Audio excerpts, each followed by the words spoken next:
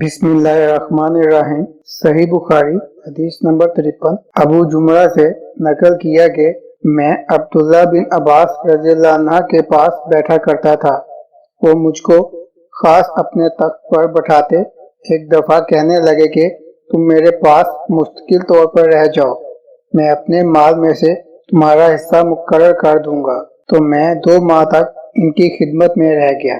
پھر کہنے لگے کہ عبد القیس کا وفد جب آن حضرت صلی اللہ علیہ وسلم کے پاس آیا تو آپ نے پوچھا کہ یہ کون سی قوم کے لوگ ہیں یا یہ وفد کہاں کا ہے؟ انہوں نے کہا کہ ربیعہ خاندان کے لوگ ہیں۔ آپ صلی اللہ علیہ وسلم نے فرمایا مرحبا، اس قوم کو یا اس وفد کو نہ ذلیل ہونے والے نہ شرمندہ ہونے والے، یعنی ان کا آنا بہت خوب ہے۔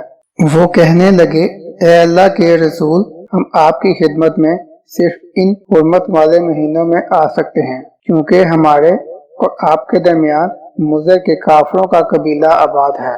بس آپ ہم کو ایک ایسی قطعی بات بتلا دیجئے جس کی خبر ہم اپنے پچھلے لوگوں کو بھی کر دیں جو یہاں نہیں آئے، اور اس پر عمل درآمد کر کے ہم جنت میں داخل ہو جائیں۔ اور انہوں نے آپ سے اپنے برتنوں کے بارے میں بھی پوچھا۔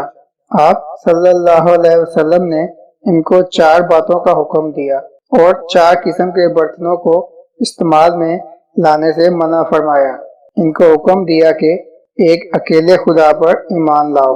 پھر آپ صلی اللہ علیہ وسلم نے پوچھا کہ جانتے ہو ایک اکیلے خدا پر ایمان لانے کا مطلب کیا ہے؟ انہوں نے کہا کہ اللہ اور اس کے رسول ہی کو معلوم ہے۔ آپ صلی اللہ علیہ وسلم نے فرمایا کہ اس بات کی گواہی دینا کہ اللہ کے سوا کوئی معبود نہیں، اور یہ کہ حضرت محمد صلی اللہ علیہ وسلم اس کے سچے رسول ہیں، اور نماز قائم کرنا اور زکوٰۃ ادا کرنا اور رمضان کے روزے رکھنا اور مال غنیمت میں سے جو ملے اس کا 5واں حصہ مسلمانوں کے بیت المال میں داخل کرنا، اور 4 برتنوں کے استعمال سے آپ صلی اللہ علیہ وسلم نے ان کو منع فرمایا۔ سبز لاکھی مرتبان سے اور کدو کے بنائے ہوئے برتن سے، لکڑی کے کھدے ہوئے برتن سے اور روغنی برتن سے، اور فرمایا کہ ان باتوں کو حفظ کر لو اور ان لوگوں کو بھی بتلا دینا جو تم سے پیچھے ہیں اور یہاں نہیں آئے ہیں۔